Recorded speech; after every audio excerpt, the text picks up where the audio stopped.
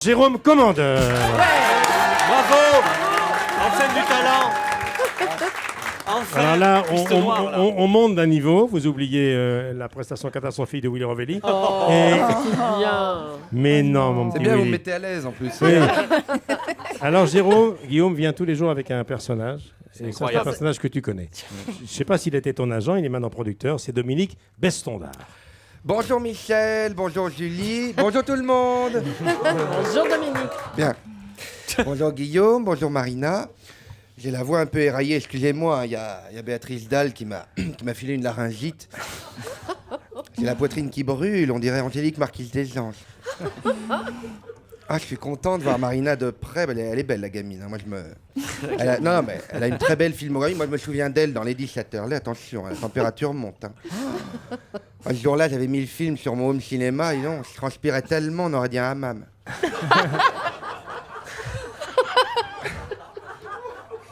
Bon, puis à côté, Guillaume Canet, ça c'est pareil, elle avait pas envie de près depuis longtemps. Hein. Plaisir des yeux, joie de recevoir, hein, comme il y a marqué sur les bouquets de fleurs. Hein. Ah, ils ont tout pour eux, ces deux-là. Hein.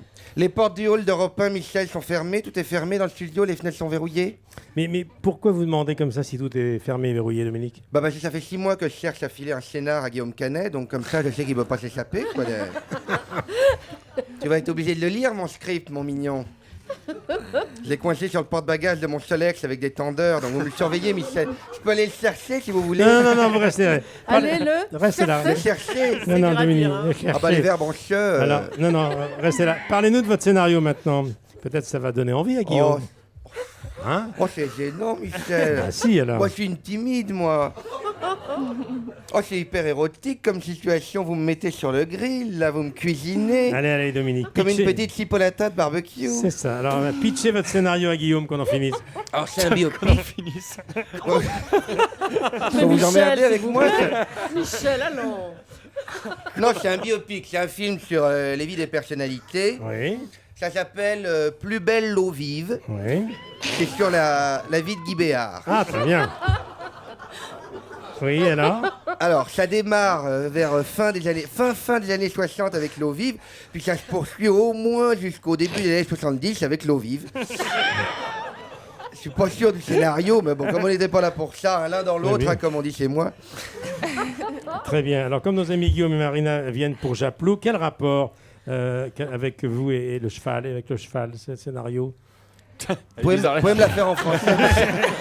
Michel, Quel rapport avec vous et avec le cheval? Non, encore. Au bout de 3, vous avez une surprise.